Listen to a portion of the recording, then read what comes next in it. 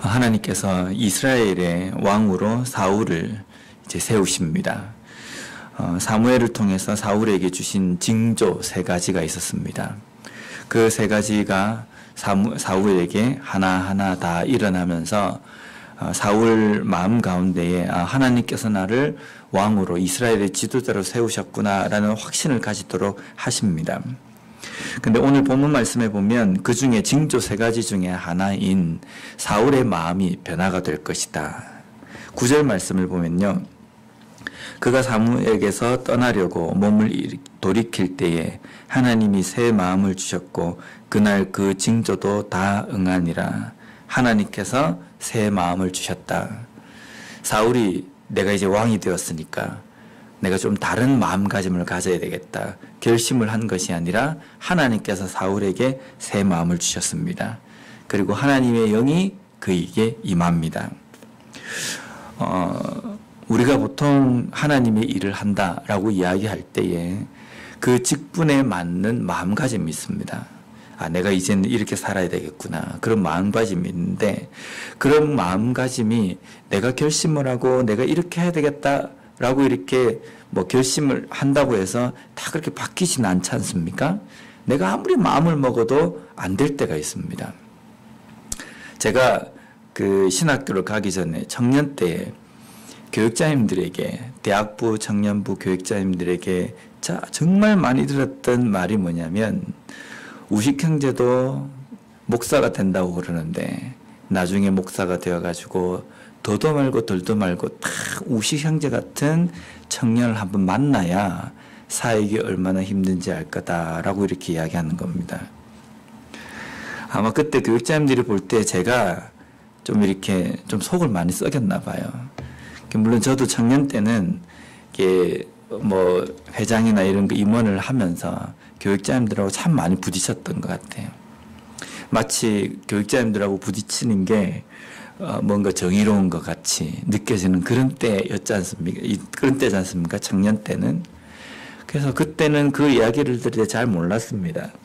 근데 전도사 사역을 하고 교육자 사역을 하면서 청년들을 만나면서 그때 얼마나 그 담당 교육자님이 속을 썩었을까라고 이렇게 생각이 드는 겁니다. 근데 제가 사역을 하고 전도사 때부터 지금까지 들은 말 중에 자주 들은 말은 전도사님은 목사님은 꼭 새색시 같습니다 라는 이야기를 많이 들었습니다. 아마 성도님들이 볼 때에 제가 아주 얌전하고 성도님들이 하자 그러면 예 알겠습니다 그렇게 하지요 라고 이렇게 다 보이시는 것 같아요. 저도 지금에 와서 이렇게 저를 돌아보면 좀 많이 변했다라는 생각이 듭니다. 제가 처음에 목사가 되겠다라고 기도를 하고도 난 못하겠다라고 생각 든 이유 중에 하나가 뭐냐면 목사가 되면 다 참아야 되니까 성도님들이 뭐라 그러면 그게 다 대놓고 이렇게 다투거나 할 수는 없잖아요. 아무리 목사인 내가 옳다 하더라도 이겁니다 라고 이렇게 주장하는 것도 별로 그렇게 덕스럽지도 못하고 목사가 되면 성도님들이 뭐라 이야기하면 또 저렇다 그러면 이렇게 해야 하는데 도저히 그렇게 못하겠는 겁니다. 어떤 때는 이건 아니다 싶을 때에는 진짜 대판 한번 뭔가 이렇게 그러고 이제 싶은데 이거 목사가 되면 그렇게 못할 것 같구나. 그래서 제가 하나님 좀 못하겠습니다. 그거는요. 라고 했는데 지금에 와서 보면은 제가 참 많이 변한 것 같아요. 근데 결심을 한다고 해서 이렇게 되는 게 아닙니다. 내가 이제 성질 좀 죽여야지. 내가 좀 얌전해져야지. 라고 해서 되는 게 아니거든요. 정말 하면서 마음에 어떤 때에는 불쑥 나오는 그것 때문에 하나님 앞에 기도하기도 하고 하나님 제 이것 때문에 사역을 진짜 못할 것 같습니다. 하나님 이것 좀 저 좀 깎아주십시오. 좀 이런 성질 좀 하나님 죽여주십시오. 그렇게 많이 기도했습니다. 지금에 와서 생각해보면 하나님께서 저에게 새 마음도 주시고 또 이 사역을 잘 감당할 수 있도록 하나님께서 지혜와 그런 것도 주시는 것 같아요. 우리가 하나님의 일을 한다라고 이야기할 때는 내 결심과 내 능력과 내가 가지고 있는 성격과 내 자질만으로 하는 것이 아니라 가장 중요한 것은 하나님께서 새 마음을 주셔야 됩니다. 하나님께서 하나님의 영으로 나를 온전히 사로잡으셔야지만이 우리가 사역을 감당할 수 있다는 겁니다. 각 직분마다 남다른 어떤 결심이 있어야 한다. 그건 맞습니다. 근데 결심보다 더 중요한 것은 내가 이 사역을 감당함에 있어서 하나님께서 나에게 새 마음을 주시고 이 사역을 감당할 수 있도록 지혜와 영을 허락해 주셔야 됩니다. 라고 끊임없이 기도하는 것이 필요한 겁니다. 그래서 하나님께서는 사울에게 새로운 영을 주시고 또 새 마음을 하나님께서 허락하셨습니다. 그로 인해 가지고 이 사울이 그 새로운 영을 받아서 하나님의 영을 받아서 새 마음을 가지고 선지자들과 함께 예언을 하는 장면이 나옵니다. 그 장면에 대해서 주변에 사울을 알고 있던 사람들이 뭐라고 이야기하냐면요. 11절과 12절 말씀입니다. 전에 사울을 알던 모든 사람들이 사울이 선지자들과 함께 예언함을 보고 서로 이르되 기스의 아들에게 무슨 일이 일어났느냐 사울도 선지자들 중에 있느냐 하고 그곳에 어떤 사람은 말하여 이르되 그들의 아버지가 누구냐 한지라 그러므로 속담이 되어 이르되 사울도 선지자들 중에 있느냐 하더라. 사울이 하나님께서 영을 부어주셔가지고 새 마음으로 예언을 하는 그 장면을 보면서 주변에 사울을 알고 있던 사람들이 하는 이야기입니다. 사울도 선지자들 중에 있느냐?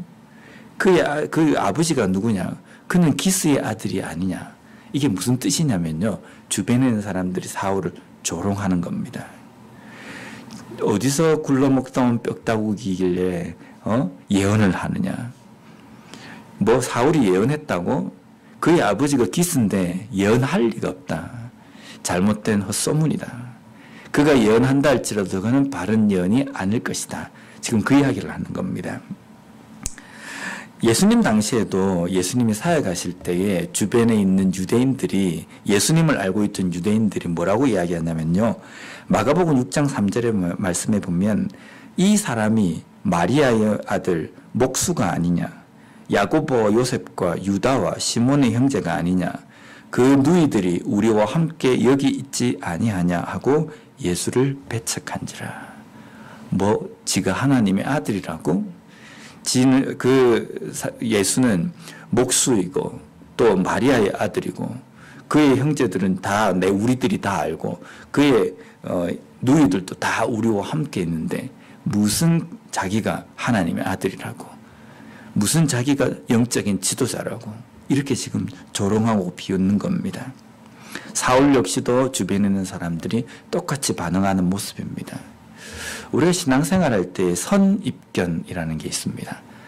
선입견이라는 것은 우리가 그 사람에 대해서 뭔가 대비하고 그 사람이 거짓을 이야기할 때에 어떻게 반응하고 미리 준비하는 것에 도움이 될지는 모르지만 또 한 부분으로는요.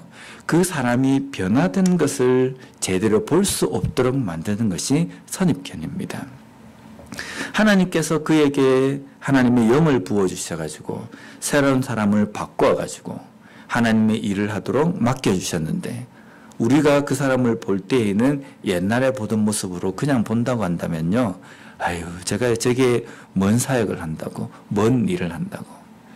제가 지금은 생각해보면 그때 제가 청년 때에 저를 봤던 그 목사님들이 윤우식도 지금 목사가 돼가지고 지금 사역을 한다더라. 그러면 제 어릴 때 그 모습만 알고 계실 거지 않습니까? 아이고 그런 인간이 목사를 한다니 제대로 목회는 하겠나? 교인들하고 안 싸우겠나? 그런 생각을 안 하겠습니까? 맨날 삐걱거리고 안 그러겠느냐라고 이렇게 하실 거예요.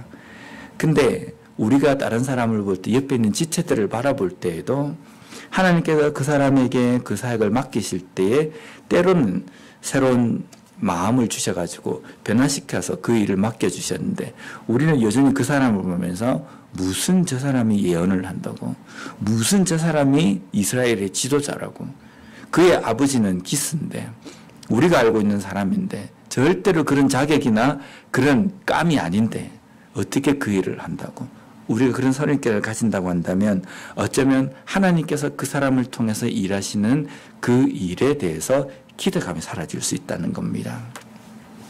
우리가 사랑에도 마찬가지입니다. 하나님께서 우리에게 말씀하신, 예수님께서 우리에게 말씀하신 용서, 사랑은 70번씩 7번이라도 용서하라고 그러셨거든요.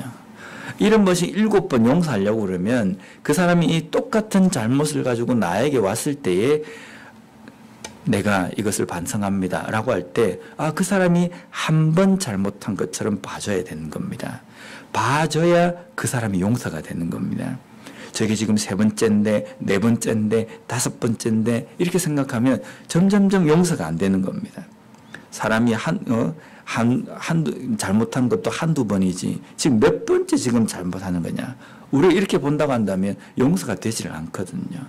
근데, 하나님께서 저 사람에게 잘못을 깨닫게 하셨구나. 그래서 지금 그 잘못을 뉘우치고 있구나. 또 용서하는 겁니다. 방금 잘못한 것처럼. 그 사람에 대해서 선입견을 버려버리고 지금 현재 그 사람의 모습을 인정해주고 바라볼 수 있는 것. 그것이 우리들이 가져야 될 다른 지체들을 바라보는 시야가 되어야 된다는 겁니다. 주변에 있는 지체들을 바라보며 변화를 인정해주고 또 그 사람을 통해서 하나님께서 역사하시고 하나님께서 그 사람을 변화시켜 주셨다는 그것을 인정하며 바라볼 줄 아는 것. 그럴 때에 그 사람을 통해서 일하심을 우리가 목격할 수 있고 또 그 사람을 통해서 우리 자신도 도전을 받을 수 있다는 겁니다. 오늘 하루도 우리 주변에 있는 지체들을 바라볼 때 그 변화를 인정하며 볼 수 있는 우리가 되었으면 좋겠습니다. 또한 오늘 하루에 우리의 삶에서도 하나님께서 나에게 주신 새로운 마음과 나에게 보여주신 하나님의 영으로 온전히 이 하루의 삶을 살아가는 우리 모두가 되었으면 좋겠습니다. 기도하겠습니다.